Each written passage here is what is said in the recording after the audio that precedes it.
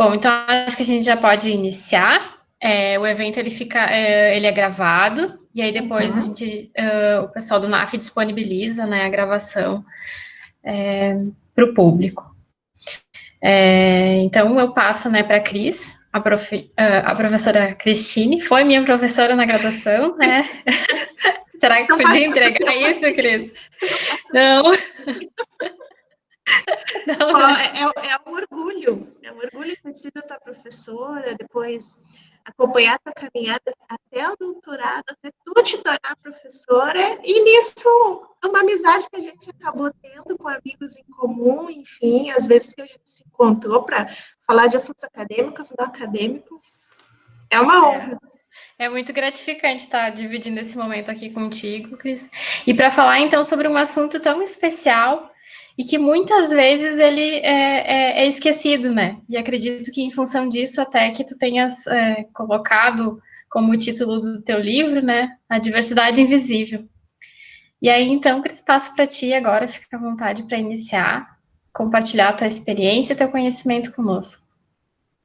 Então tá, Rê. Muito obrigada, né? Boa noite para todo mundo, né? Para todos, para todas que estão presentes já, que estão chegando. Então, a Renata já me apresentou um pouquinho, assim, foi professora de graduação dela na UPF, depois a gente se encontrou pela URGS, né? E por aí. Então, eu sou Cristine da Silva Schroeder, sou professora da Escola de Administração da URGS. Eu estou vinculada à área de gestão de pessoas e relações de trabalho, né? E vou falar um pouquinho, assim, do tema, por que a gente considera importante inserir essa discussão dentro da diversidade, né?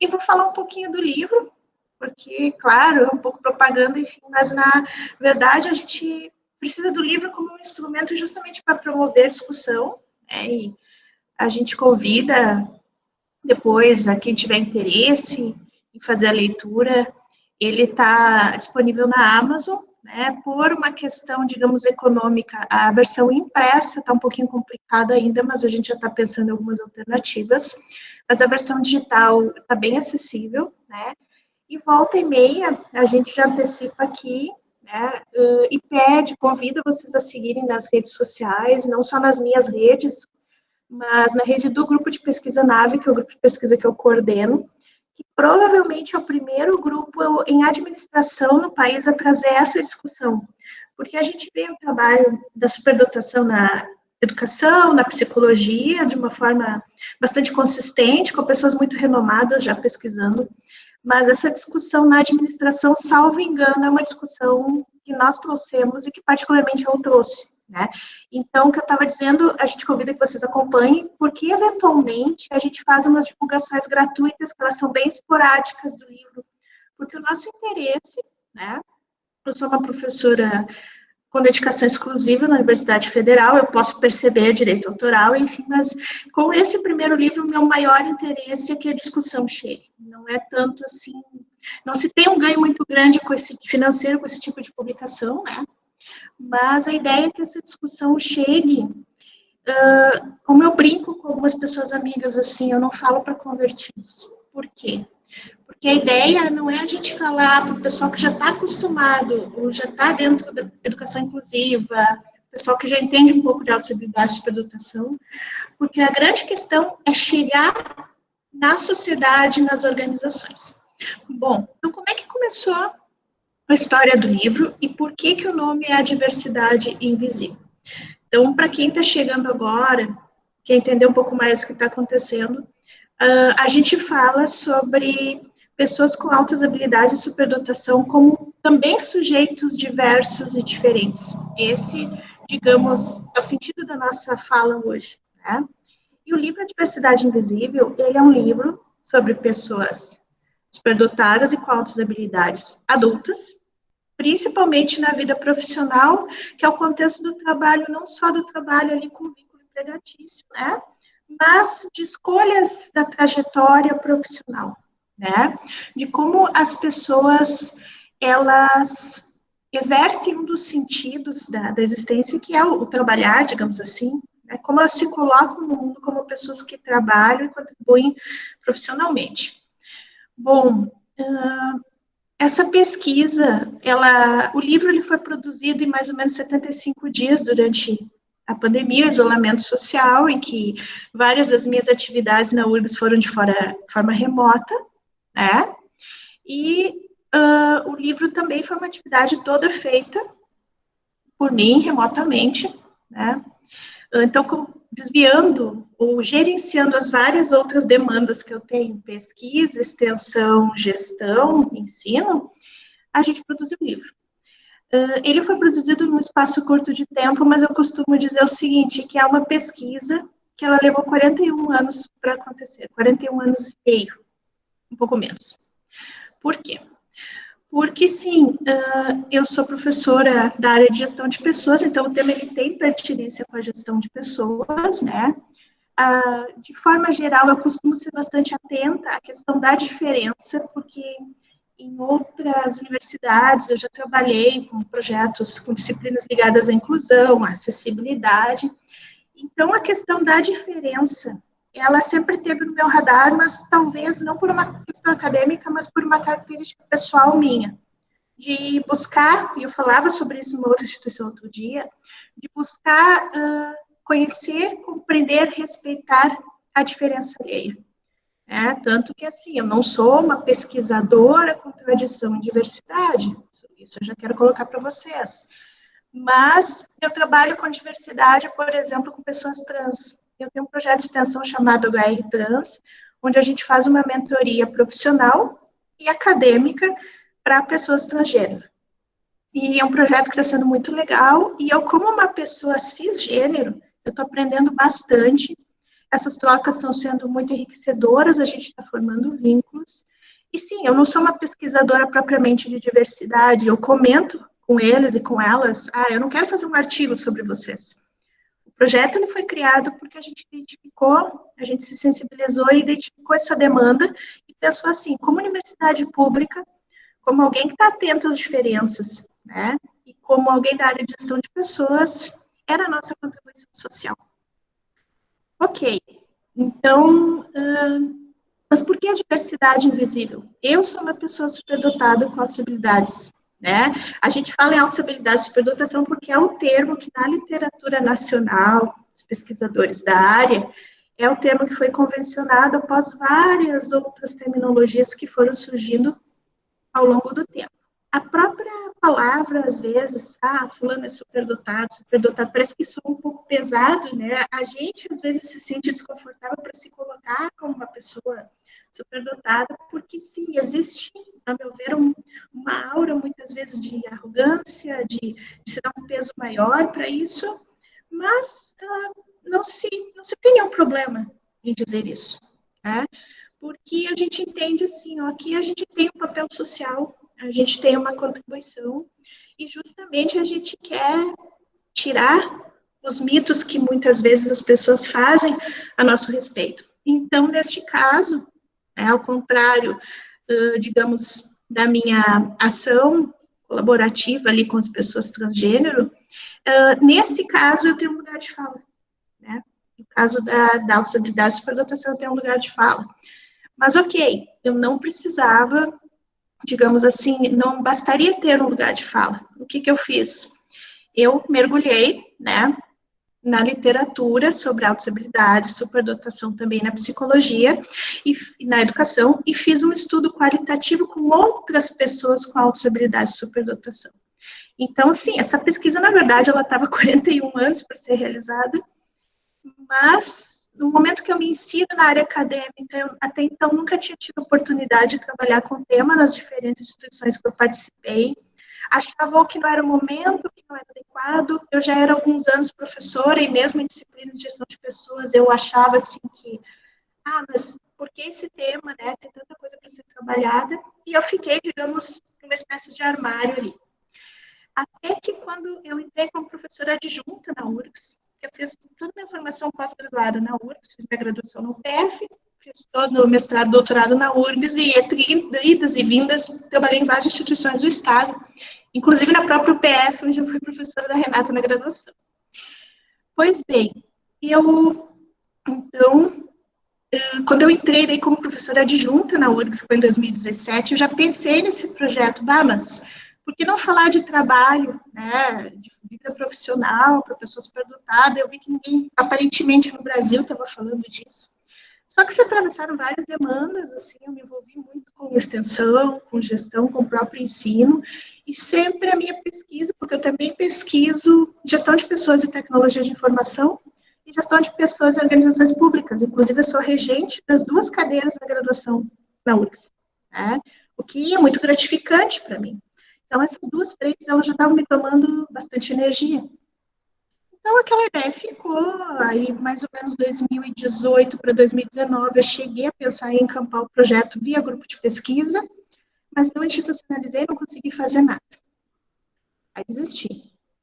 Quando chegou a pandemia, eu pensei, eu vou fazer sozinha, vou produzir na forma de um livro, porque eu achava que o artigo, para os delays, que particularmente a minha área tem, né, de publicação, de avaliação por pares, enfim, que ia demorar muito, e eu achava que eu tinha que dar esse recado. Não, alguém tem que começar a estudar isso no Brasil, né, ou mostrar que essa discussão, ela não é uma discussão inútil, ela não é uma discussão secundária, né, e aí, por isso, a pesquisa acabou se produzindo em 75 dias, onde eu, digamos, fiquei imersa, né? O meu livro, ele tem pelo menos 130 referências nacionais e internacionais, muito da literatura nacional a gente privilegiou, né?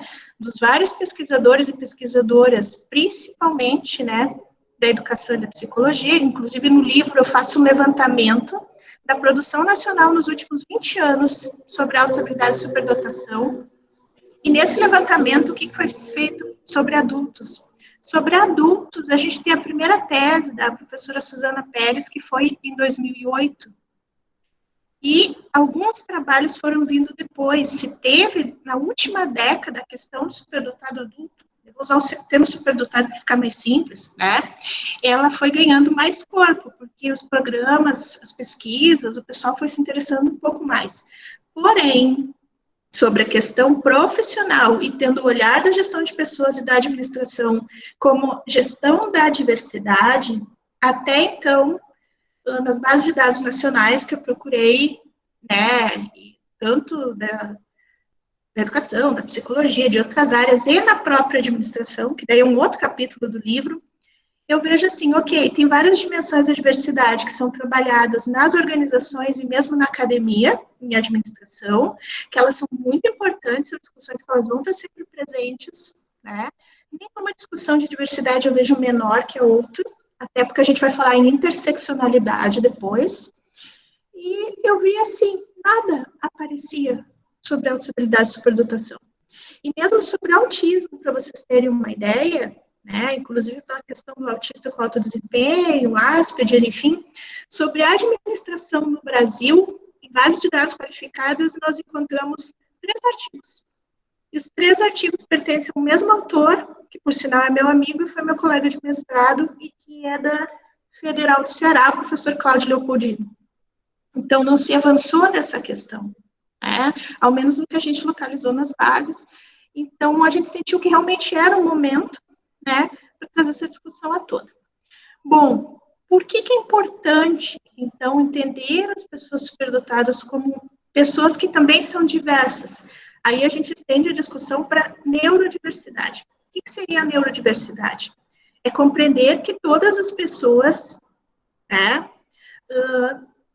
no caso, assim, todas as pessoas têm o seu funcionamento ali cerebral, e dentro desse funcionamento nós temos várias diferenças. Então, a neurodiversidade, ela não trata um cérebro diferente como um defeito, ela trata como uma diferença. Só que muitas vezes são mencionados os casos de TDAH, que é déficit de atenção, a própria síndrome de Asperger, né? E, de certa forma, a questão da superdotação, ela também é considerada um funcionamento neurodiverso. Ok, até aí tudo bem. Mas a questão, assim, ó, de trazer a neurodiversidade para a discussão nas empresas, para vocês terem uma ideia, ela ainda é bastante complicada. Como eu comentei, academicamente sobre autismo, em administração tem pouca coisa. E nas empresas, algumas empresas da área de TI, principalmente empresas internacionais e que têm filial no Brasil, elas estão há bem pouco tempo despertando para a inclusão de autistas, que a pessoa, né, no caso, a pessoa autista, o espectro é imenso, né, mas a gente fala, por exemplo, do Asperger, são pessoas que talvez eles tenham aquela questão do isolamento, de características bem individuais, mas que acabam tendo uma facilidade muito grande, por exemplo, para raciocínio lógico, raciocínio matemático, né? E é uma questão delicada porque a própria questão do Asperger, muitas vezes ela se confunde com a superdotação e vice-versa. Né? No livro a gente fala um pouco disso até de diagnósticos que são equivocados, né? De pessoas que simplesmente, e eu tenho mais um caso na minha família, inclusive, que a pessoa foi diagnosticada com autismo e, na verdade, não se tratava de autismo. Então, de certa forma, de forma alguma, é um demérito à pessoa autista. Nossa questão não é essa. Mas a questão é que, sim, há pessoas superdotadas que elas, por vários momentos da vida, ou elas não tiveram diagnóstico nenhum, elas não tinham ideia do que estava acontecendo com elas, porque eu estou falando, por exemplo, de gente da minha geração. Eu sempre soube, porque eu tinha pessoas da área da educação, da psicologia na família, e toda a minha caminhada ali, embora eu não tivesse nada daquilo que hoje a legislação consegue prever, aceleração, enriquecimento curricular, eu não tive direito a nada disso. Então, se a gente for pensar assim, como política pública, a minha geração e algumas outras não tiveram direito a nada, né? Claro que eu não vejo isso como um problema para mim, porque eu consegui ressignificar várias coisas, mas às vezes eu fico pensando assim, se em termos educacionais eu tivesse tido algumas outras oportunidades, né, talvez eu pudesse ter colocado os meus talentos mais a serviço de uma outra forma.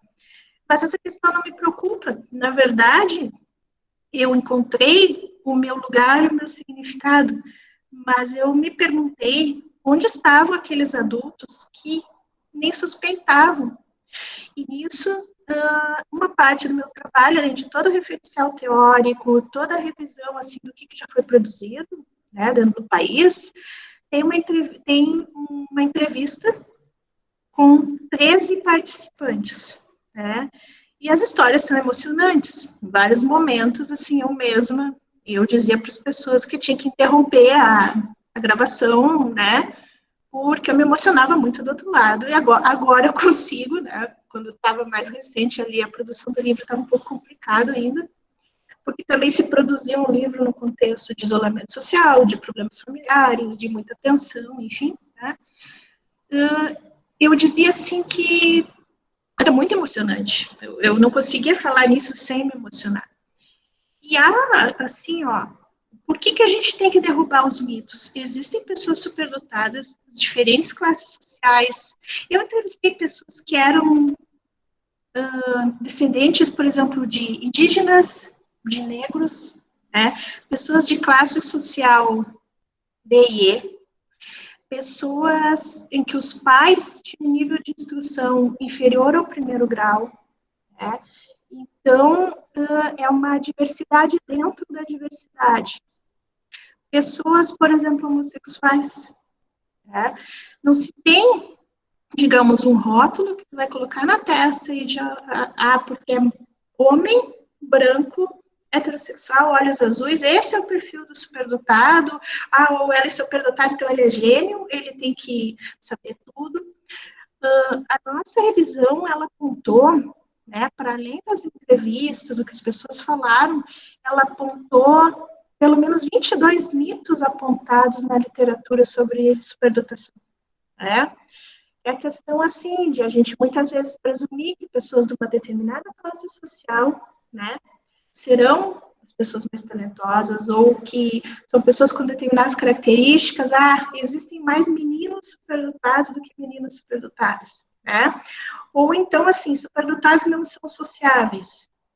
As pessoas são tão diversas dentro da diversidade que, sim, vai ter aquela pessoa que é altamente inteligente, mais de um tipo de inteligência, inclusive porque a gente fala de uma abordagem, assim, não só do raciocínio lógico-matemático, mas a própria questão artística, a questão esportiva, que ela é pouco explorada, e a gente vai ver, assim, são pessoas profundamente inteligentes e que elas não pertencem a uma classe social específica, ou elas não têm um comportamento específico, tem algumas são mais sociáveis, tem outras que elas não são, né?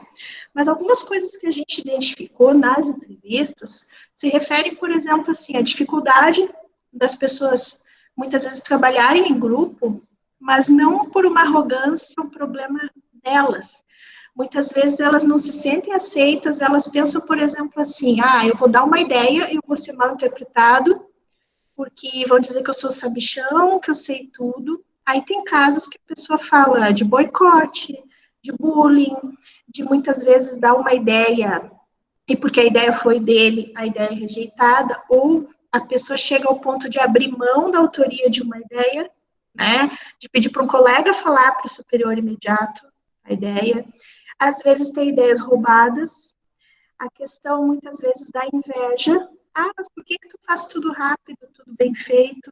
Né? A gente pensa, mas parece mimimi isso aí, mas acontece. E foram vários relatos, porque a ideia justamente não era ser um livro sobre mim.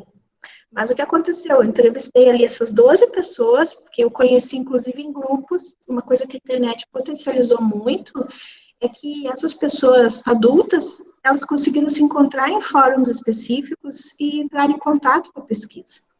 Então, isso pareceu muito, assim, ó, a questão do bullying, do rechaço, deles simplesmente quererem ser eles mesmos e eles serem maltratados, né?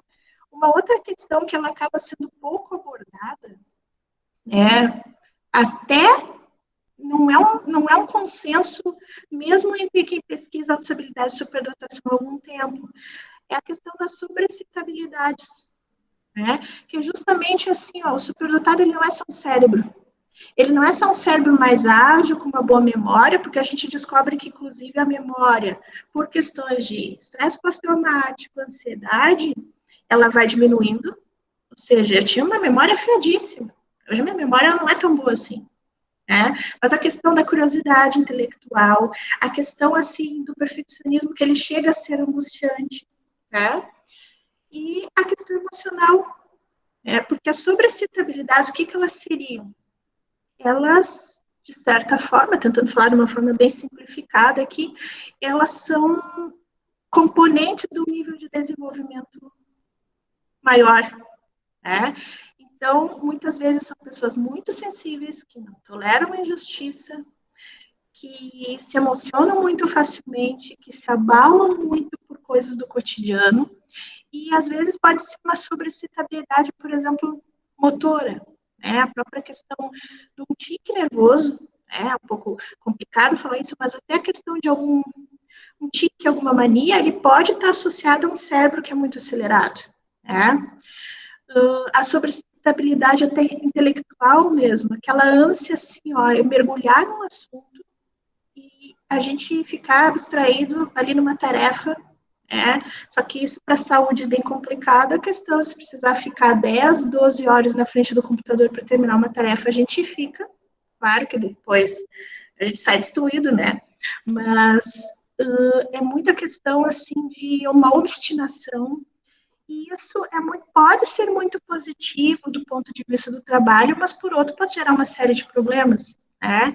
Então, as pessoas relataram que muitas vezes elas eram vistas como arrogantes, aquela pessoa que queria fazer tudo certinho, as pessoas que elas perdiam o interesse, porque uma coisa que às vezes as pessoas não pensam, mas se é superdotada, tu tem que ir em todas as cadeiras da escola.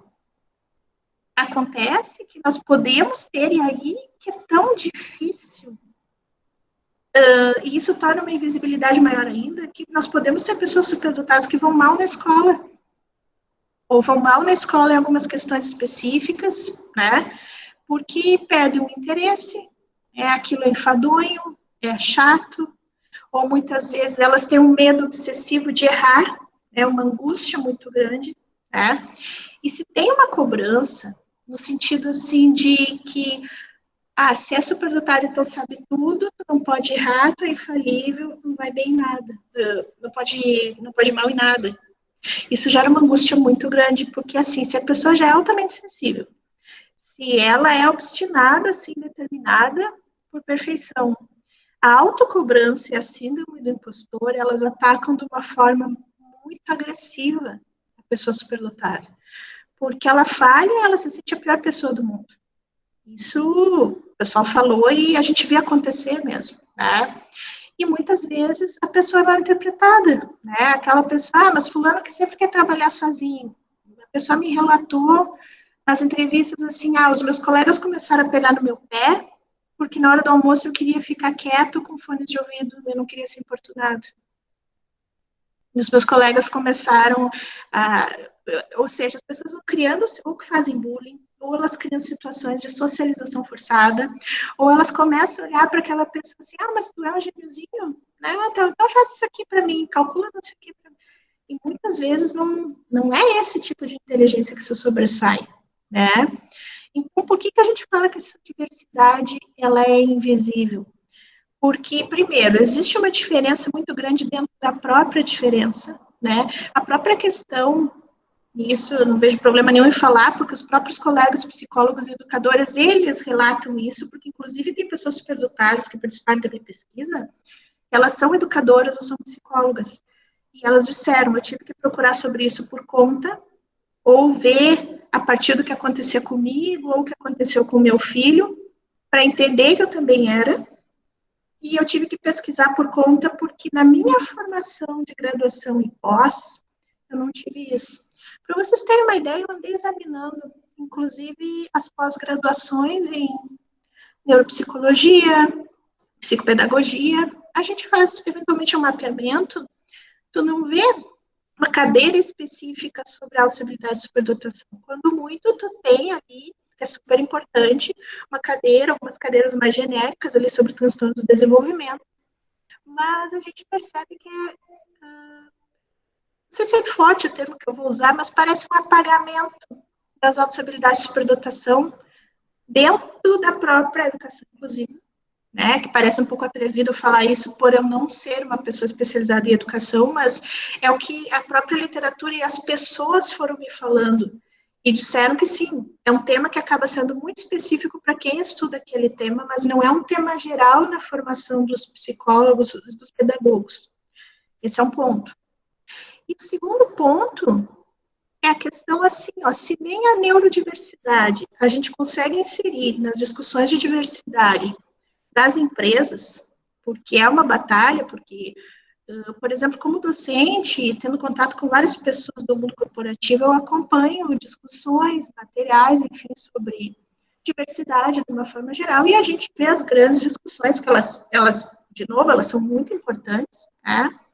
Que é a questão racial, a questão de identidade sexual de gênero, agora também a questão geracional, que está começando a aparecer, né? A questão cultural, de expatriação, enfim, né? Um pouco da questão das pessoas com deficiência, embora deixe muito a desejar dessa discussão.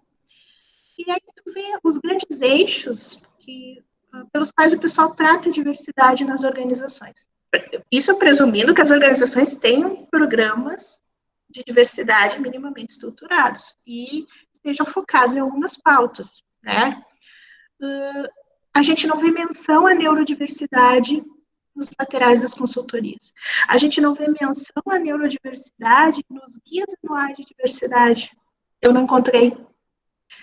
Então, assim, a própria questão, e quando eu falo de diversidade, eu estou advogando, inclusive, pelas pessoas com TDAH e com autismo, que são diagnósticos diferentes e que podem ou não ser concomitantes com superdotação. Pode ter TDAH com superdotação, por exemplo. Tu pode ter o autismo com superdotação, ou tu pode receber um diagnóstico equivocado de autismo, quando na verdade era só superdotação. Então, é bastante complexo e vai exigir, claro, isso não compete, por exemplo, alguém de administração como eu, mas, sobretudo, a pessoa da psicologia, né, talvez a educação, cada vez mais, para quem é responsável pelos diagnósticos em qualquer etapa da vida, não diagnóstico não é doença, vamos falar em identificação. Processos sérios, né? Processos que não são tão simples.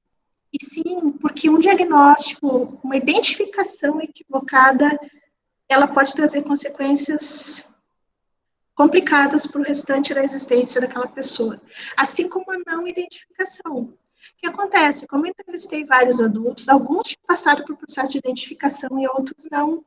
Mas, conforme eles se informavam e conheciam, eles percebiam em si muitas características do que a própria literatura apontava sobre superdotação, né? Sobre como eles desenvolviam altamente muita sensibilidade, habilidades de comunicação, habilidades de memória, curiosidade, enfim, o que a literatura, de uma forma geral, colocava, né? E mesmo assim, essas pessoas, elas... Teve uma pessoa que disse uma coisa bem marcante. Ela me disse assim, eu queria passar pelo processo de identificação, não tanto para dizer, eu sou superdotada, eu só quero saber o que acontece comigo. Porque, embora muitos olhem de fora, achando, mas é um trunfo, ou achando assim, as mães ficam querendo que seu filho seja diagnosticado como superdotado, enfim, como se fosse um trunfo. É muito bom. É muito bom você ser uma pessoa que tem consciência da sua diferença. E que é uma diferença que ela não vem para te tornar melhor do que alguém, ela vem porque é uma diferença. É uma diferença que merece respeito, é uma diferença que te coloca no teu lugar no mundo, é uma diferença que te dá uma responsabilidade, né? Agora, tem pessoas que passam a vida inteira sem saberem que são diferentes, ou sem nem imaginarem que diferença é essa. E isso no trabalho reverbera tudo aquilo onde a questão de saúde faltou, a questão de educação faltou, isso vai reverberar lá no contexto profissional, onde a empresa, e eu falando mais em pessoas que trabalham em empresa, né, mas não necessariamente, a empresa, ela vai ter menos consciência ainda, ela vai colaborar menos ainda. Né? Uma coisa que tem que ficar clara é o seguinte, a gente de forma alguma está propondo que processos seletivos façam teste de QI. Até porque isso seria uma apartheid absurda. Não é essa a ideia. A ideia é que, assim, isso não interfira nos processos seletivos. Não é uma discriminação. A ideia é que, durante os próprios processos de gestão de pessoas, essa organização ela tenha um olhar mais atento às diferenças em geral, racial, sexual, geracional, de deficiência e também da neurodiversidade.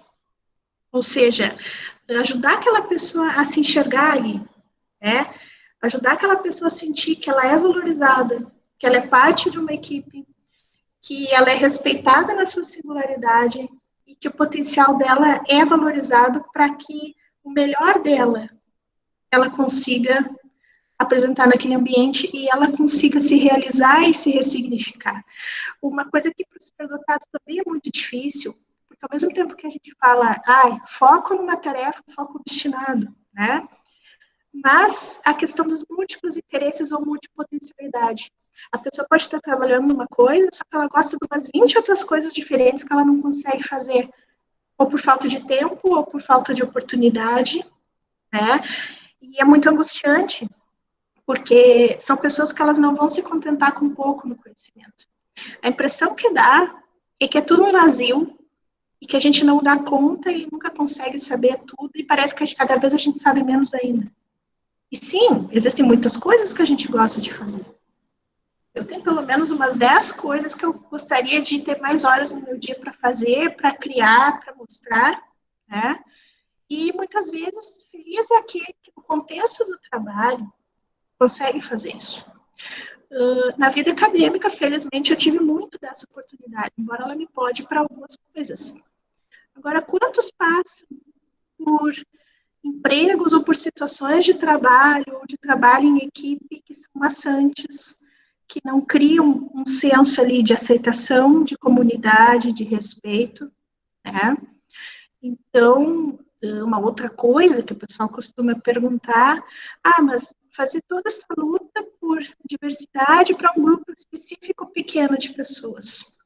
Nós estamos aprimorando, ao menos no Censo Nacional da Educação Básica, já existe um aprimoramento da identificação, pelo menos no ensino público, ali dos 4 aos 17 anos. E nós temos, segundo os últimos dados disponíveis, quase 50 mil superdotados diagnosticados. Eu estou falando de educação básica e estou falando de ensino público.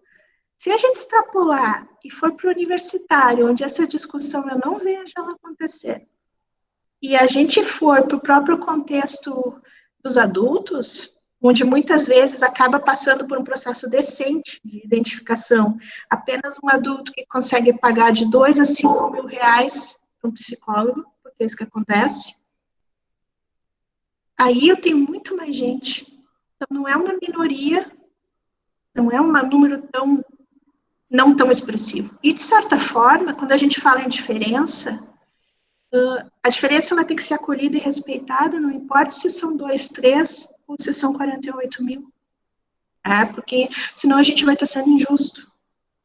Então, esse é um ponto também que eu queria destacar. Não é uma diversidade, é uma diversidade que ela está invisibilizada, mas ela está ali. E sim, se a gente for falar numa visão mais de gestão, é um potencial para inovação que ele é explorado. Não é uma questão de monetizar o talento, mas sim, as pessoas vêm com ideias, com contribuições que não são usuais, e se elas têm um espaço para mostrar isso, sim, a organização como um todo ganha. Porque muitas vezes também o pessoal comenta, mas melhorar as práticas de gestão de pessoas só para os superdotados. Não, na verdade, quando tu melhora um processo de trabalho, ou tu tem uma gestão mais sensível à diferença, e estimula a diversidade nos teus quadros, na organização, tu está criando um ambiente melhor para todo mundo, sejam para pessoas superdotadas ou não. E o terceiro ponto que eu queria falar é a questão da interseccionalidade, Claro que a organização ela vai ter que estar muito madura para trabalhar com diversidade e inclusão de uma forma mais ampla, porque muitas vezes, sequer, ela não tem nenhum, digamos, ela não está focando nem no eixo racial, por exemplo. Nem isso ela está fazendo bem. E sim, então existe toda a necessidade, sabe, de sensibilizar as pessoas, eu não diria com um eixo A, B ou C, então agora eu estou propondo, lá nas empresas, alguém vai falar sobre auxiliabilidade e superdotação, e agora vamos fazer um programa para superdotados aqui dentro da empresa. Não, minha proposta nem é essa. A minha proposta é que primeiro haja uma sensibilização de todas as pessoas na organização para o significado da palavra diferença. O que é a diferença? A diferença não é algo para diminuir o outro. Cada um de nós possui algum tipo de diferença. Então, é uma diferença onde a gente soma e contribui e gera uma riqueza, um colorido diferente dentro daquela organização. E quando as pessoas conseguem enxergar isso e ver a diferença do outro com respeito e ver que atrás de cada diferença há um ser humano e um potencial, tu consegue tornar o ambiente de trabalho melhor e tu consegue dar condições para que as pessoas se desenvolvam de forma mais condizente com as suas aspirações e os seus talentos. E sim, aí quando a gente fala em interseccionalidade, no próprio HR Trans, por exemplo, que é o meu projeto de extensão, que é a mentoria para pessoas trans, a gente já tem relatos, assim, onde as pessoas falam, por exemplo, de TDAH e começam a contar algumas coisas, e como eu disse, eu não sou psicóloga, não tenho condição de avaliar, mas a questão da própria identidade da pessoa transgênero, de como ela age diante da vida, muitas coisas assim que o pessoal vai contando, começa a pensar, será que essa não é uma pessoa que também tem, digamos, superdotação e está invisibilizada? Tu começa a ter alguns insights, assim, de como as coisas se entrecruzam, de como as diversidades, elas estão presentes ali, que não pode ter um apagamento de uma diversidade, de uma característica, de uma diferença em detrimento da outra. Então, na verdade, eu penso assim, que a grande luta que está por trás da diversidade invisível, e felizmente, algumas falas que eu já participei, as próprias instituições acho que entenderam isso, é que quando a gente luta, né, por inclusão, para que as pessoas conheçam um determinado aspecto da diversidade, que seria, digamos, a neurodiversidade, dentro dela, a autossabilidade e superdotação, na verdade, a tua luta se estende para o respeito a toda a diferença. É esse o ganho. Porque eu seria muito pequena, no sentido, digamos, pejorativo da palavra, se realmente as minhas falas elas fossem só para a visibilização da pessoa superdotada. Né? Acho que é muito maior o que está aí. Então, de várias pessoas, mas inclusive as pessoas superdotadas, e não fazer assim, ó, fingir como se essa discussão não existisse, como se ela não fosse importante, porque sim, academicamente, nós acreditamos que a gente tem um pioneirismo nessa discussão, o que por um lado é muito bom. Na verdade, já comecei a fazer o segundo livro, mas que só vai ser ano que vem. Mas nas organizações em geral, no mundo do trabalho em geral, a gente percebe uma dificuldade em inserir essa discussão. Né? Na questão da própria comunidade, de educação, de psicologia, de pessoas já renomadas que estudam autossabilidade e superdotação, mesmo nessa comunidade há um estranhamento. Mas como essa pessoa de administração está falando isso? Ok, só que ela é uma pessoa superdotada, ela tem uma... Né? Então, por isso que a gente também, em respeito a essa produção, a gente usa várias referências que são de autores da educação e da psicologia no país que trabalham com o tema. Né? A gente não fez uma discussão isolada daquilo que eu já citei, mas o nosso recado foi: tem pouca coisa sobre os adultos, e do olhar da gestão de pessoas não tem nada. Então, nós tomamos essa discussão. Esse é o primeiro ponto. Academicamente, a gente está conseguindo construir as relações. Mas, sim, na questão da discussão das empresas, e a gente tem várias formas de divulgação e de se colocar à disposição, eu particularmente interajo com os gestores, né, mas o pessoal, uma coisa curiosa é que o pessoal que mais tem me demandado questões e convites nas redes sociais, além de pessoas acadêmicas, são pessoas de níveis intermediários. Ou seja, não são os grandes CEOs, enfim, ou os consultores da diversidade. Os consultores da diversidade, digamos, parece que eles seguem ali uma determinada agenda e esse tema, por algum motivo, ainda não está no radar deles. Mas é uma discussão que eu acho que eu não tenho que empreender aqui. Mas, sim, as pessoas de gerência média, elas ficam muito curiosas, e outro dia eu postei um texto só com siglas. O que era TEA, TDAH e HSD. E as pessoas vieram e disseram assim: a gente nunca tinha ouvido falar disso. Transtorno do espectro autista, transtorno do déficit de atenção e autossabilidade e superdotação. Só para começar por aí, porque se a gente vai, digamos, para dislexia, descalculia, né, daltonismo, enfim, a gente já entra em outras questões que não são a minha seara. Mas só o fato da gente trazer esse olhar para a questão, assim, que tem cérebros que funcionam de uma forma diferente, né, e que, sim, tu considerar isso e tu dar o recado de que toda diferença importa, eu acho que aí a gente já tem um ganho. Mas é um caminho bem longo pela frente, assim, porque, primeiro, para as organizações em geral verem que essa discussão é importante, elas têm que conhecer. E a gente se dispõe a explicar, a simplificar, porque a gente ouve que as pessoas nunca ouviram falar disso. Para nós é uma coisa que já existe há muito tempo, mas as pessoas nunca ouviram falar. E a questão é a abertura, delas abrirem realmente a porta para que, aí vem aquela discussão, academia, mercado, enfim, para a gente se colocar à disposição.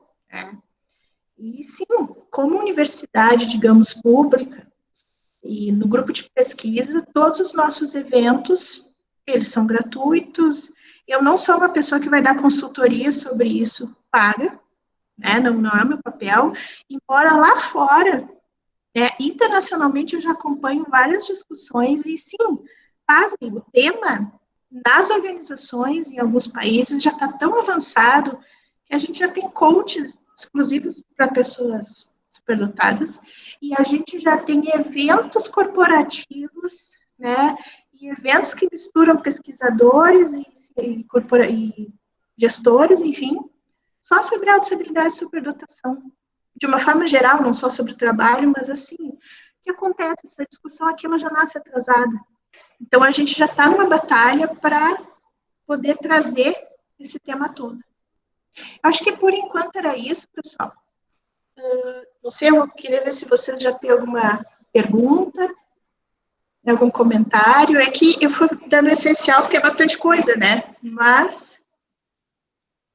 Acho que é muita coisa, Cris, mas é preciso falar, né?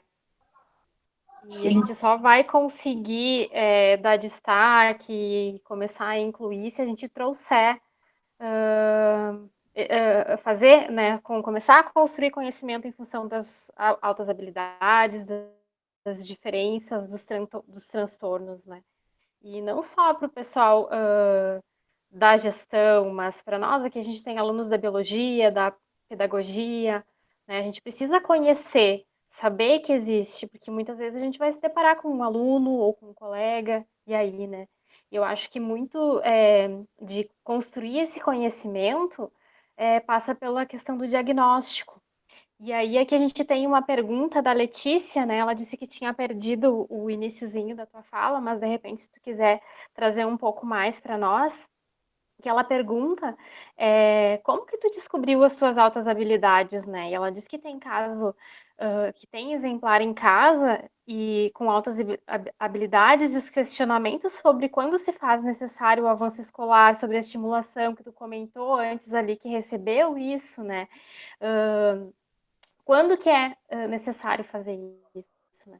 E aí também vem ao encontro, né, do teu relato. Então, queria que tu explanasse um pouquinho mais para nós, né, sobre a questão do diagnóstico mesmo. Bom, então, respondendo a pergunta da Letícia, na verdade, assim, eu sei caso, não exatamente com esse nome, né, mas eu tenho consciência disso desde os 4 anos e meio de idade, porque eu já sabia ler e escrever com essa idade sem, digamos, ter ninguém ter me ensinado. E eu tive um pouco de sorte, ao contrário de muitas pessoas da minha geração, onde nem se falava muito sobre isso, mas eu tive profissionais de educação e psicologia na família, então foi muito tranquilo, né? Ok, só que eu cresci sabendo quem eu era, mas, só corrigindo, talvez eu não tenha me expressado bem, eu não tive acesso a nenhum tipo de aceleração ou enriquecimento. O que aconteceu foi assim, eu já sabia ler e escrever, eu fiquei quase 1 ano em casa, porque mesmo a minha mãe sendo professora do estado e do município em Passo Fundo, não havia nenhuma escola disposta a me aceitar no ensino público. Ela é professora hoje é professora aposentada, ela é professora das 2 redes. E então, na época, minha família buscou uma escola particular, muito boa, por sinal, e essa escola também não foi em seguida. Eu tive que esperar para fazer 5 para 6 anos para poder entrar. Então, eu entrei com 5 anos, né? Em 1985 a gente chamava a primeira série na época, né? 5 para 6 anos, eu entrei com 5, fiz 6, entrei em março, fiz 6 em abril.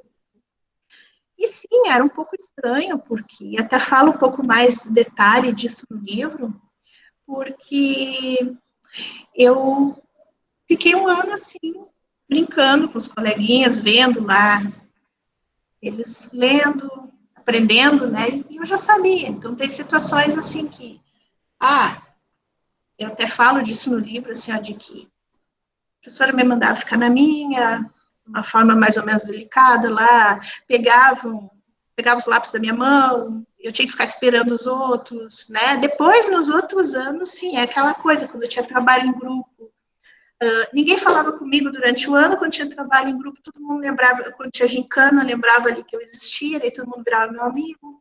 Muitas vezes eu fiz o trabalho sozinha, porque tentava delegar alguma coisa, não dava certo, né? Então, assim, enriquecimento e aceleração eu não tive, foi aquilo que a escola ofereceu e, felizmente, uma condição que se criou, e eu devo isso à minha família. Eu devo muita coisa, na verdade, ao que eu busquei. Mas a gente tinha, por exemplo, biblioteca em casa, se comprava livro, se tinha acesso a livro didático, que era doado, era emprestado, enfim. Então, essa coisa da leitura sempre foi muito forte, a ponto de, às vezes, eu me esconder num quarto e ficar lá lendo, né? E foi o que foi possível. O restante, tá? Eventualmente um curso, aproximação com música, com artes, enfim, tudo isso foi buscado, mas talvez de uma forma mais ou menos como alguém de classe média baixa buscaria. Não teve nada de especial aí.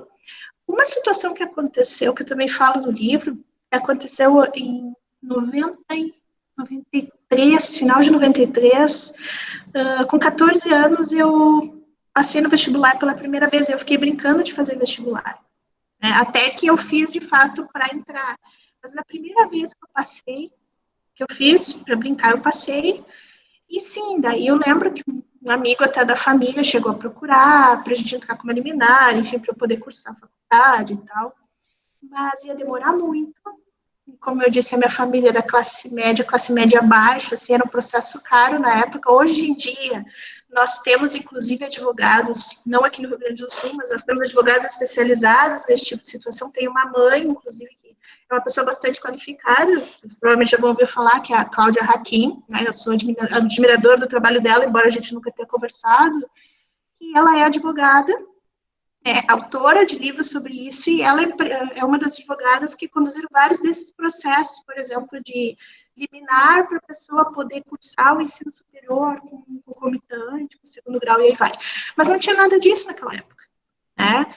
E sim, né, tentando responder um pouco melhor a pergunta da Letícia, como eu disse, a minha experiência é como uma professora de gestão de pessoas e como uma pessoa superdotada.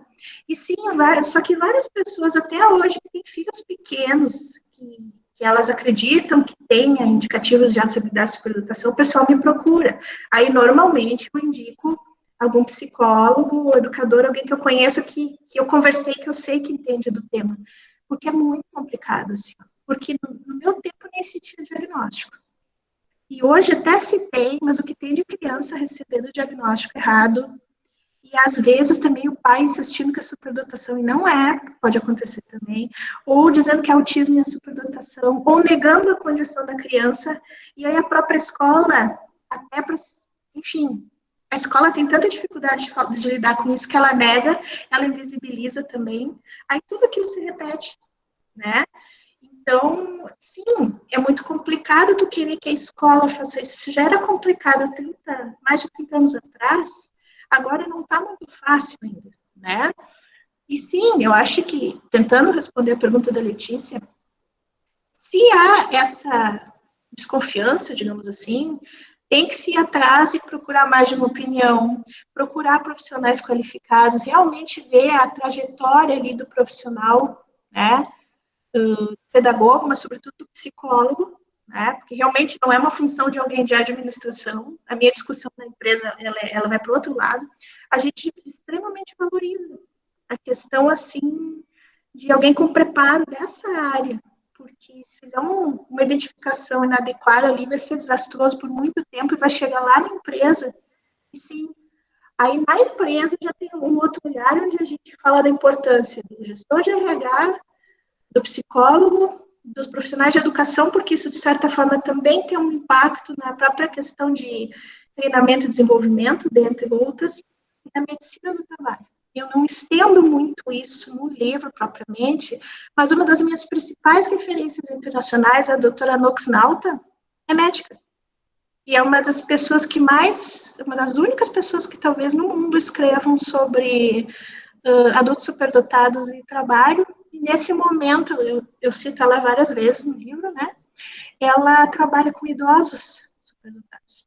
Então, assim, é um processo que sim, tem que ter pessoas muito sérias envolvidas. Então, o que eu digo para a Letícia, o exemplar que ela tem em casa é de uma pessoa pequena, não dá para deixar, tem muita coisa para fazer, mas procurar mais de uma opinião. A gente pode, claro, se for necessário, indicar, né?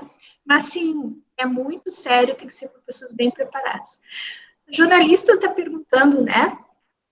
Os constrangimentos, de certa forma, sim, são características da competitividade do mercado, mas eu acho que da própria questão, é uma questão anterior aí, que eu acho que é mais existencial, que é a questão do ser humano, da dificuldade que ele tem de lidar com a diferença, E uma questão organizacional, porque a própria teoria organizacional, num contínuo, se a gente for olhar, ela é muito ligada a padrões. Eu escrevi até um texto sobre isso outro dia, posso depois mandar, se vocês acharem que é o caso, né? Porque muitas vezes a gente não tem que procurar o padrão, a gente tem que procurar a diferença. Só que isso não é usual no nosso olhar, porque o padrão, ele nos dá conforto, ele nos dá uma falsa ilusão de segurança. Então, de certa forma, né, guardadas as devidas proporções, a empresa e as pessoas que elas têm dificuldade de aceitar ou de entender uma pessoa com altas habilidades, que não é só um cérebro, mas é alguém, por exemplo, que vai ser tido às vezes como o bicho do mato, como alguém que é chorão, como alguém que se comove com tudo, como alguém que quer resolver tudo para ontem, né? Não é só o cérebro, é toda uma emoção, é toda uma diferença existencial ali, né? Mas a empresa e as pessoas que não souberem acolher essa diferença e dialogar com ela, elas não vão saber acolher e dialogar com a diferença, por exemplo, num travesti dentro da organização. Com toda, guardar as devidas proporções, porque aí a gente está falando de situação de preconceito muito pesado. Eu não estou querendo comparar aqui, só estou dizendo que o olhar da organização, se ele não for olhar da pessoa, por exemplo, olhar para a pessoa com deficiência como alguém que tem valor, e não assim, porque é surdo, por exemplo, ou não tem uma perna, vou jogar ele lá no almoxarifado e para dizer que eu estou cumprindo as cotas. Isso não é inclusão, né? Ou, a pessoa é negra, não sei o quê, e ficar julgando, né, porque isso, porque aquilo, né? Ou porque é, digamos, bissexual ou homossexual, e achar que aquela pessoa é menos por conta disso. Então, a questão, assim, a diferença é algo que tem que ter valor, que tem que ter um respeito. E se tu não forma uma educação para a diversidade, e aí que eu acho que é um ponto importante, para, de repente, vários de vocês que estão participando, que são educadores, educadoras, a gente cada vez mais vai precisar, eu penso que aí da pedagogia institucional, não exclusivamente dela, mas muito dela, porque pessoas que vão educar para a diversidade têm que ter um trabalho sério nas escolas, sim, tem que ter um trabalho sério na universidade, sim, a gente tem várias preocupações, profissionais, professores, professoras que educam para a diversidade, mas quem é que vai lá dentro da empresa, porque é muito bonito se as empresas querendo ficar nos rankings e falando que são diversas, né, que respeitam a diversidade, que incluem, mas é aquela educação humana, dos valores humanos, de enxergar a diferença do outro. Isso não está garantido. A gente acha que isso tem, né? Mas tentando ser mais objetiva para a pergunta, né? Sim, eu acho que um pouco, mas eu acho que a competitividade em si, na verdade, não é só um problema do mercado, é um problema do ser humano, né? E que, na verdade, ele se desumaniza e acaba perdendo respeito pela diferença. O raciocínio bem simplista que eu estou fazendo, mas eu acho que é por aí, né? E o equilíbrio, sim, eu acho que ele se busca, e aí para implementar qualquer política de diversidade dentro da organização, ou até uma prática, porque se eu não tenho uma política ampla, mas eu decido num determinado momento como empresa que eu quero trabalhar com tal questão da diversidade. Mas até para essa questão, tu tem que chamar as pessoas para conversa. A autogestão, ela tem que comprar, digamos, essa briga, ela tem que convencer que aquilo é importante e fazer eventos, fazer momentos, assim, de conversa e de tentar entender, porque as pessoas, a gente até viu isso, no livro eu trago um pouco de algumas resistências que as pessoas têm à diversidade de forma geral e que a própria literatura, até em administração, explica isso, né? A questão, assim, eu, numa empresa, eu não gosto que trabalhe o tema da diversidade porque parece que é mimimi, ou porque aquilo não tem a ver comigo, ou porque eu tenho medo de estar sendo injusto, privilegiando um grupo em detrimento do outro, né? Então, tu tem que criar essa cultura, acho que primeiro da diferença dentro da empresa, né? E aí eu estou falando em empresa, porque existe também toda uma questão da desconstrução do conceito de carreira. Por exemplo, a pessoa não tem que ficar, pode não querer ficar o resto da vida numa determinada profissão ou numa empresa. Porque a gente fala em multipotencialidades, a pessoa tem muitos interesses e ela, digamos, ela se dá bem em praticamente tudo aquilo. Então, muitas vezes se fala, só que no Brasil isso é bastante complicado pela própria questão da precarização, a questão econômica, enfim, Mas muitas vezes, sim, vai ter situações que a empresa não vai conseguir dar para a pessoa que ela quer, e talvez o melhor que ela possa fazer seja trabalhar por conta. Só que, claro, eu estou falando num contexto de precarização, num contexto de que não é tão simples assim, então muitas vezes é uma situação muito difícil, né? Idealmente, a gente gostaria que as pessoas que optam por trabalhar numa organização, seja pública, privada, terceiro setor, elas se sintam bem. Então, o que eu posso fazer dentro daquela organização para entender que as pessoas são diferentes e que eu não posso colocar todo mundo dentro da mesma régua, né? Eu falo, por exemplo, assim, ó, tu não pode forçar uma pessoa com manequim 50 a vestir a camiseta da empresa, ou tal do fit, digamos, fit, o fit cultural, que é o termo que se usa na gestão, tamanho 38. Não é para ela, né? Então, é a questão de... É muito complicado, às vezes, quando a gente usa esses termos, vamos tratar todo mundo igual. As pessoas não são iguais. Mas também não é uma questão assim, um é pior que o outro, uma diferença é melhor que a outra. E é isso que torna tudo tão difícil, né? É tudo mais bonito, mas é mais difícil de fazer. É questão de ver assim, ó, toda a diferença importa. Qualquer pessoa que chega na empresa, vamos tentar ver no que ela é diferente, no que ela é especial, o que ela traz e o que a gente pode fazer para ela se sentir melhor aqui. Parece tão simples a gente falando, né? Mas aí sim, por isso que a gente fala, por exemplo, em gestão de pessoas, que a própria questão da diversidade como um todo, ela tem que ser encampada não só pela RH, pela autogestão, na verdade, ela tem que ser um compromisso da organização. E muitas vezes acaba ou ficando nas costas do RH, o pessoal acha que o RH tem que resolver tudo, né? Porque é o pessoal que lida com gente. Ou pior ainda, que às vezes fica velado, acham que isso aí, diversidade é coisa do marketing.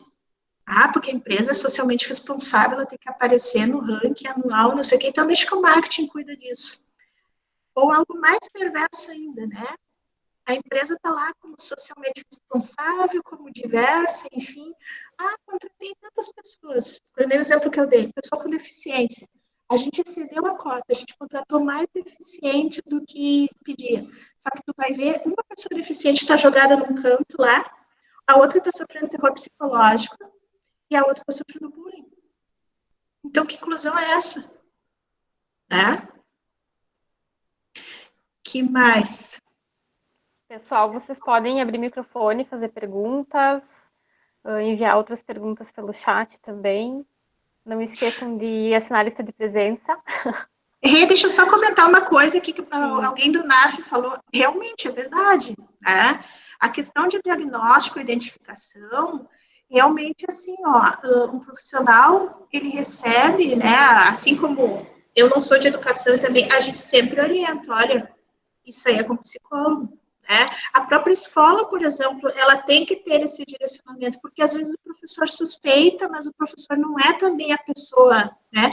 Ele pode estudar altas habilidades, deve, que é a queixa, digamos, que eu fazia antes ali, a psicopedagogia, enfim, ou mesmo a pedagogia não ter uma cadeira, ou tu não tem um conhecimento consolidado. Eu posso conhecer muita coisa, eu posso ser uma pessoa superdotada, mas jamais, até porque assim, processo de identificação, ele não é uma reuniãozinha que tu faz ali, por exemplo, com a criança ou com o adulto, depois de 2 horas tu diz a pessoa é ou não é.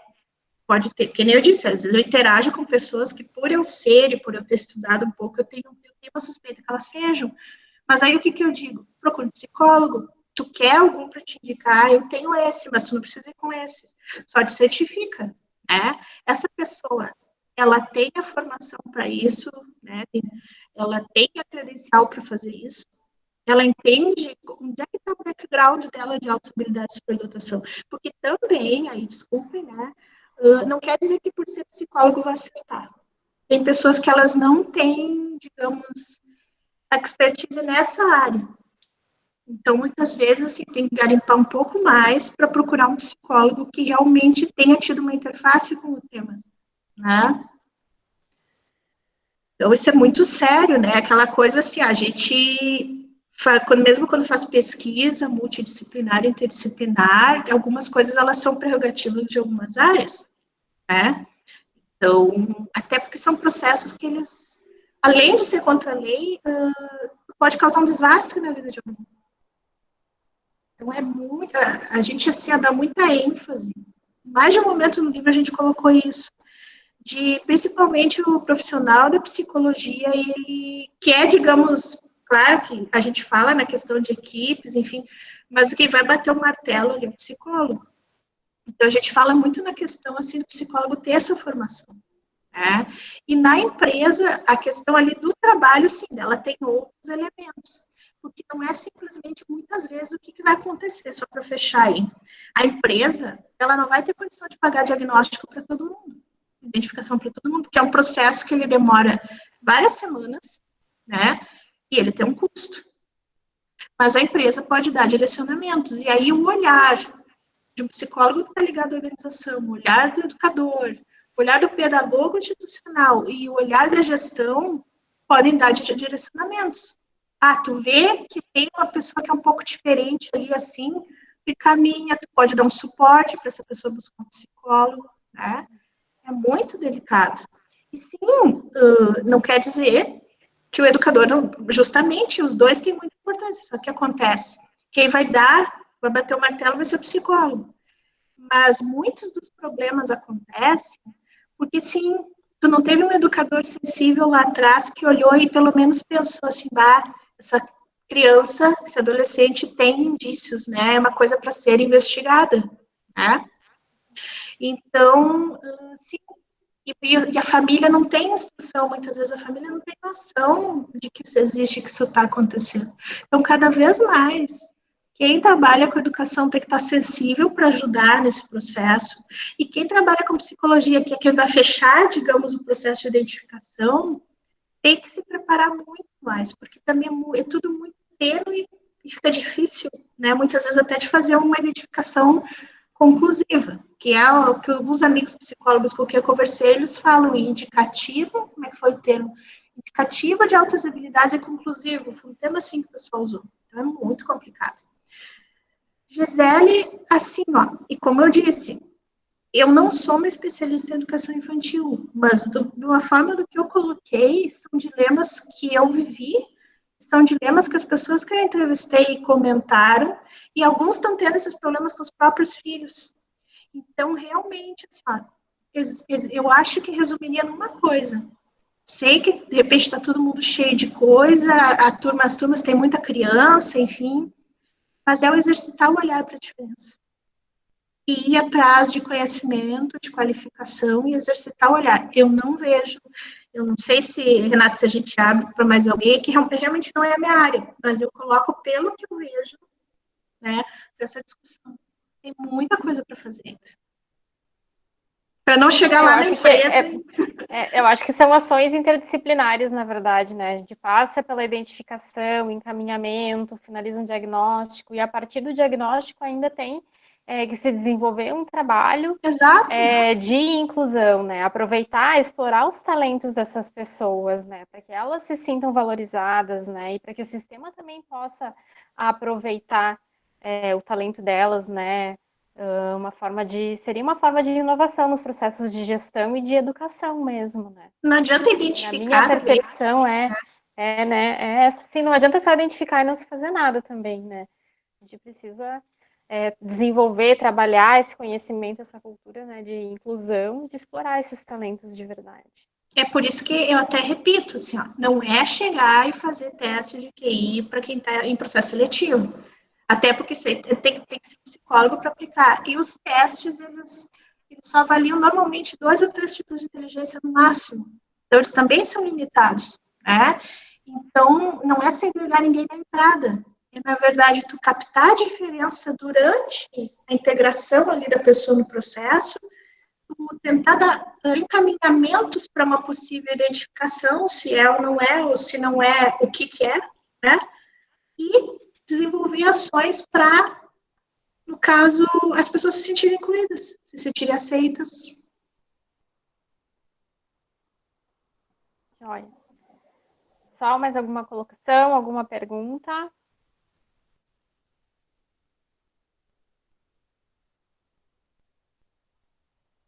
Acho que era isso, então. E só um comentário. Viviane, isso. Uhum.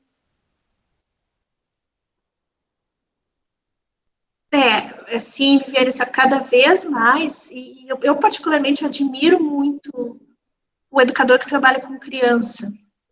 Todo o papel na educação ele tem muita importância. E sim,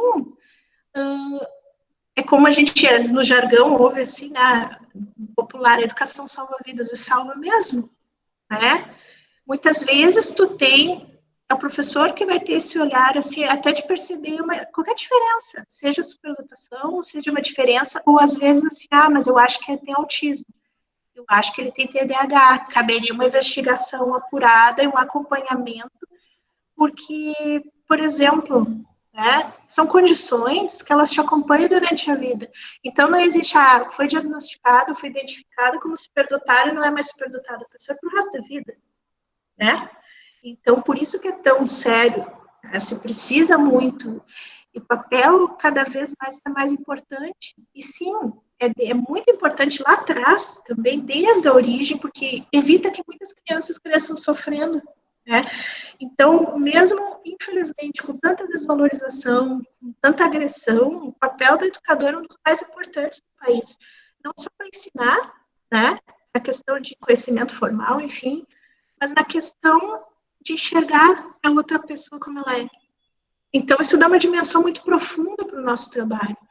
E sim, o convite que eu faço a vocês que são estudantes de pedagogia, continuem lutando pelas crianças, porque sim, é fundamental. Mas a gente precisa de pedagogia institucional. Se especialize nessa área, se aproximem dos RHs, porque como alguém de administração, que é uma admiradora e que tenta um pouco estudar essas questões da educação, então no livro eu falo que uma das graduações que eu queria ter feito é pedagogia, só que agora eu não vou conseguir fazer graduação nenhuma, trabalhando 60 horas por semana, eu achei que não era para mim, né? Mas, assim, é um papel muito importante. Cada vez mais, que não é só sobre métodos para ensinar, o treinamento, enfim, é para tentar ajudar as pessoas a enxergarem pessoas. Isso dá uma dimensão para a gente de uma coisa que não tem preço. E sim, eu começo muitas vezes a me perguntar, no próprio ensino superior, quantos alunos passaram por mim em turmas grandes, ou até agora com essa experiência do remoto? Quem é o meu aluno que é superdotado? Quem é o meu aluno que é autista? O aluno que está com déficit de atenção tendo uma aula remota. É angustiante, assim, a gente quer fazer mais, sabe? Mas é a questão de aprender a olhar. E é um exercício de uma vida inteira. Era isso que eu falava na outra instituição, em que eu dei uma palestra que era sobre exercitando o olhar para a diversidade. Na verdade, extrapolava a própria questão do livro, não era o foco ali. Mas foi muito bom, porque ao mesmo tempo eu trabalho com pessoas que têm outras diferenças. E sim, as coisas se retroalimentam, olhar para a questão da superdotação e olhar, por exemplo, para o meu projeto das pessoas trans é uma coisa assim, que me realiza muito, assim, muito, porque o olhar para a diferença, tu aprender com a diferença do outro, eu tô aprendendo muito, sabe? É muito bonito isso, assim, e a gente consegue enxergar o nosso papel no mundo. Eu estava extremamente cansada quando eu terminei. Mas eu pensei assim, eu tenho que continuar levando essa discussão, porque alguém tem que levar. Daqui a pouco não sou eu, vai ser outro, né? Gisele, Viviane, obrigada, né? Obrigada, Gisele. E sim, o que acontece? A superdotação ela vai estar sempre ali, tá? Tentando te responder. Mas quando a gente não tem oportunidades e não potencializa isso, eu, felizmente, não tendo enriquecimento, não tendo aceleração, mas eu tive várias oportunidades curriculares e extracurriculares, que até eu fui atrás, para botar os meus talentos para fora, digamos assim. Participei de grupo de jovens, participei de algumas intervenções artísticas. É aquela questão assim, de não ter espaço para ser quem tu é. Isso muitas vezes a gente acaba tendo que buscar. Mas se tu convive num ambiente que é tóxico, onde as pessoas elas não te deixam te expressar, e a empresa aproveita e consegue tolher isso mais ainda, né? A superdotação vai continuar ali. Só que é como se fosse, por exemplo, um balde transbordando, né? Não tem mais espaço ali e começa a escorrer. Não tem né? Aí tu gera um sofrimento psíquico muito grande quando tu não consegue ser quem tu é. É como se estivesse trancado no armário. Aí eu falava, por exemplo, a questão da memória. Tinha uma memória que lembrava até o que não devia. E sim, existem situações da própria vida que tu acaba, assim, hoje eu vejo que ela não é tão boa. Mas eu não deixei de ser superdotado por causa disso. Inclusive, eu fui atrás de estudos que falavam, assim, não, que mesmo pessoas superdotadas, que elas passam por transtorno de ansiedade, porque existem diagnósticos concomitantes também, estresse pós-traumático, enfim, tu tem em alguns momentos da tua vida, e, por exemplo, assim, sempre tive um raciocínio lógico matemático muito prodigioso. Hoje em dia, no que eu faço, eu fui para os humanos sociais aplicados, eu estou bastante enferrujada nessa questão. Mas não quer dizer que eu não tenha desenvolvido esse tipo de inteligência, né? O meu cérebro, digamos, ele está com o ferramental ali e pronto. A estrutura dele está pronta. Assim, se tu começa a não dar condições de vida para a pessoa colocar o potencial dela para fora, e isso não se aplica só às pessoas superdotadas, mas às pessoas em geral, tudo aquilo de bom que elas têm para contribuir vai se perdendo. Mas sim, a pessoa é superdotada para o resto da vida. Só que ela não poder mostrar isso, não no sentido de aparecer, mas no sentido de ter um papel, de se sentir protagonista, isso é muito doloroso. Eu não falo no livro, mas sim, eu passei, eu não dou detalhes, mas eu passei por uma experiência de trabalho no início da minha carreira, que foi uma experiência traumática. E ali que eu tive certeza que eu não queria mais ir para a empresa de jeito nenhum. Porque, no fundo, eu sempre quis a carreira acadêmica, num dado momento eu neguei, tanto que eu entrei no tal emprego achando que eu podia conciliar um mestrado, não sei em que mundo imaginei isso, até que eu adoeci. Aí, quando eu adoeci, eu melhorei e fui fazer mestrado. Porque, sim, tem situações profissionais que, infelizmente, a gente acaba tendo que se submeter que elas podem ser desastrosas. Não foi só comigo, apareceu nos relatos também. Mas que bom que aconteceu, né? Mas, sim, quando tu sente que alguém está cortando as tuas asas, é muito doloroso. Assim.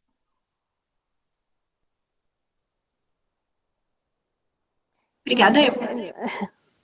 Ainda quero destacar ainda sobre a tua pesquisa, que eu acho que é muito interessante e relevante, a questão do olhar para a população brasileira, para as empresas brasileiras, né?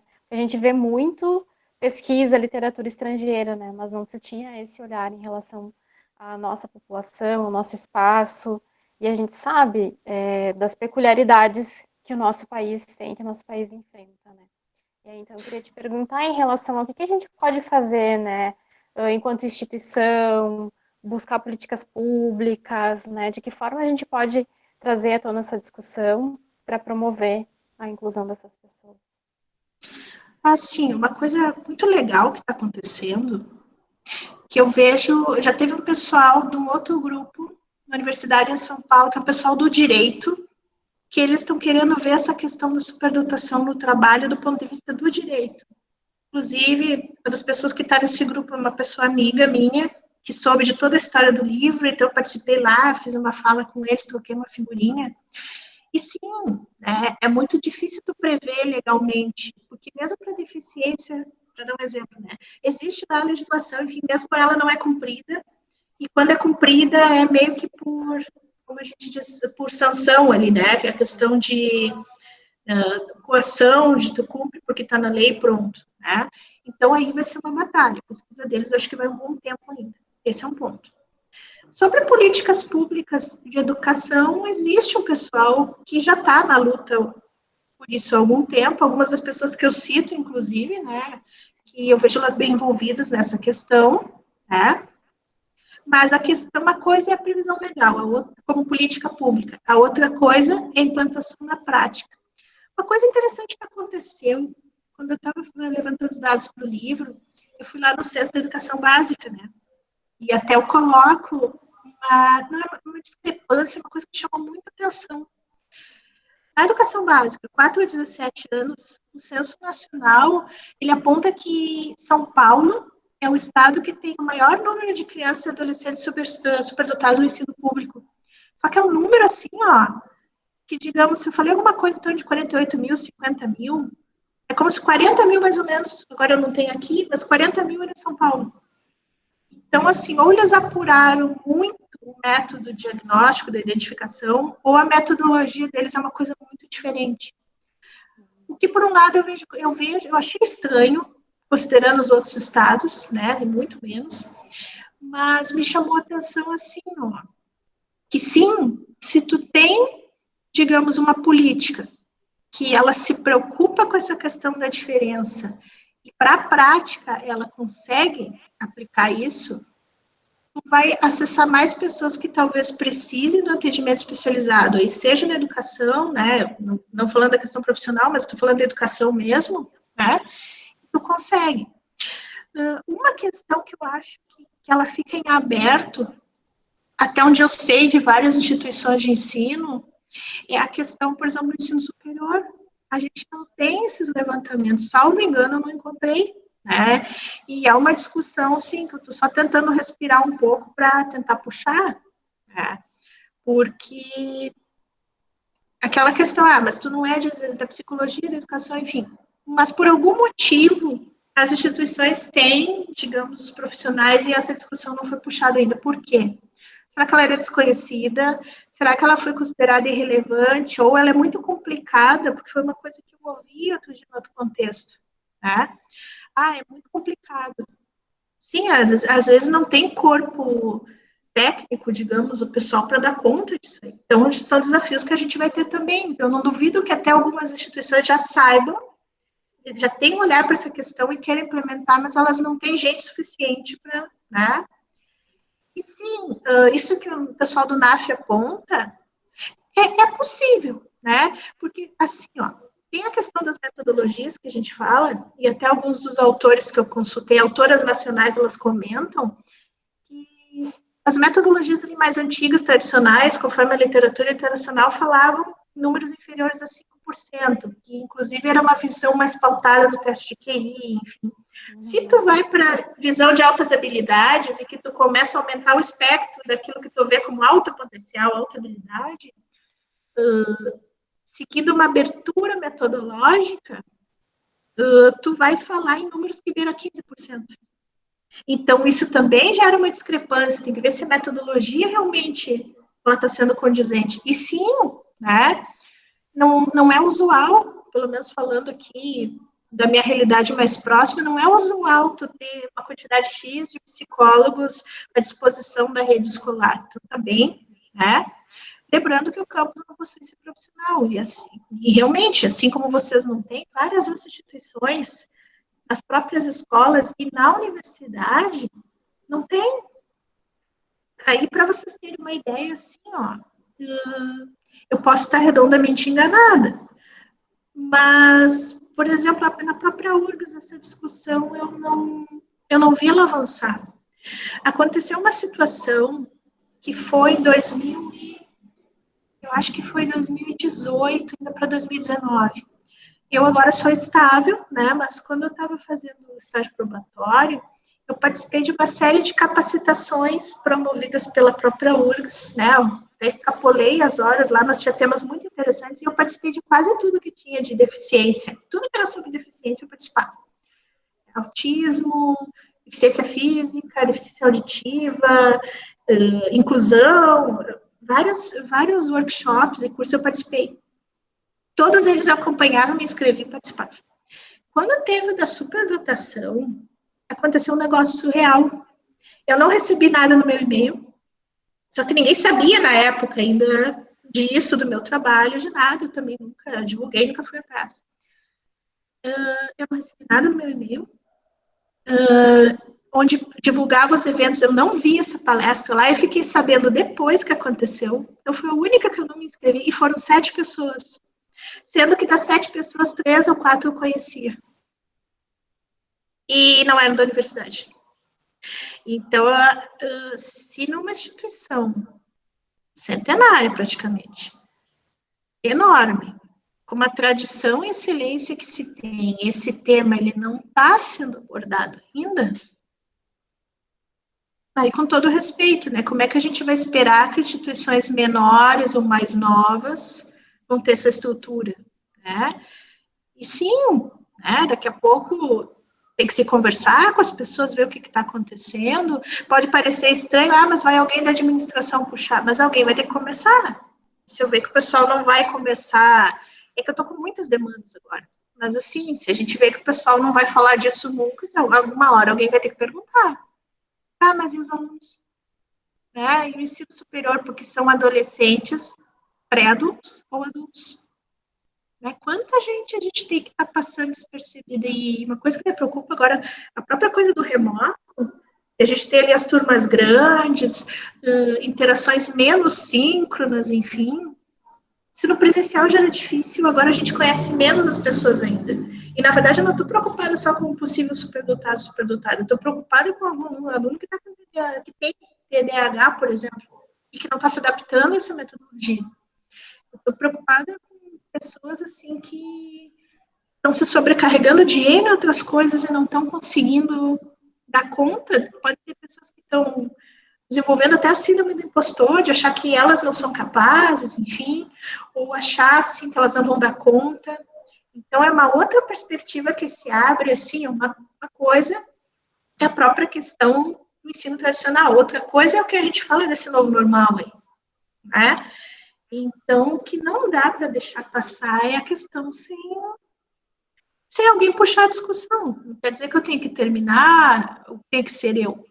Mas é uma discussão que realmente o fato de eu não tê-la encontrado na universidade ainda, não da forma como eu imaginava, ela me assusta.